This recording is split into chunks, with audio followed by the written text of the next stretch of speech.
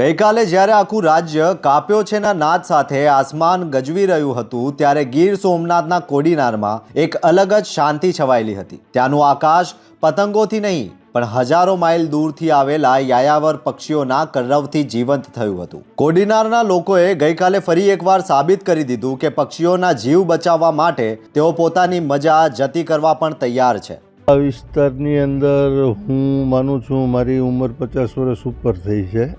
કોઈ દિવસ આ વાતાવરણની અંદર કે મકર સંક્રાંતિની અંદર ક્યારેય પતંગ ઉડતા મેં જોયા જ નથી।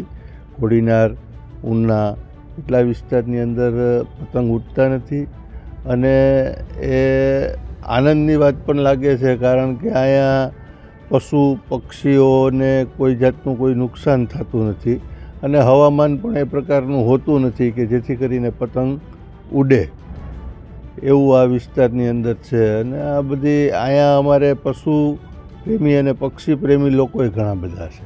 પવનની ઊંધી દિશા હોય કે પછી જીવદયાનો સંકલ્પ, ગઈકાલે અહીં પતંગની દોરીથી કોઈ પક્ષી ઘાયલ ન થયું પણ માનવતાનો વિજય જરૂર થયો। પતંગો ચગાવવાને બદલે ગઈકાલે અહીં મંદિરોમાં દાનની સરવાણી વહી હતી અને પક્ષીઓને ચણ નાખીને પુણ્યનું ભાથું બાંધવામાં આવ્યું હતું। આજે અમારે મકર સંક્રાંતિનો પર્વ છે અને સાથે સાથે આજે 11 પણ છે। અમે આજે મંદિરમાં દાન કરીએ, ગોરબાપાને દાન કરીએ અને ગાયોને ચારો નાખીએ છીએ।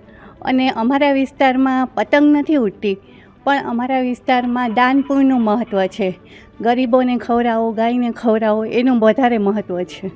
ગઈકાલની સાંજ સાક્ષી બની હતી એ વાતની કે ગીરના લોકો માટે ઉત્સવ પતંગ ચગાવવામાં નહીં પણ જીવ બચાવવામાં રહેલો છે। આજના દિવસનો જે મોટામાં મોટો દાનનો પુણ્યનો દિવસ છે અને પતંગ અમે ભાદરવા મહિનામાં ઉડાડીએ છીએ અને છેક ભાવનગરથી દ્વારકા સુધી પતંગ રાજા મહારાજા પર ભાદરવામાં ઉડાડતા, ત્યારે પશુ પક્ષી હોય નહીં ને એના માટે બહુ સારું છે ને આ પતંગ ઉડાડે એટલે પશુ પક્ષીનો પણ ઓલું થાય, નુકસાન થાય, એટલે અમારે ભાદરવા સિવાય કોઈ ઉડાડતા નથી।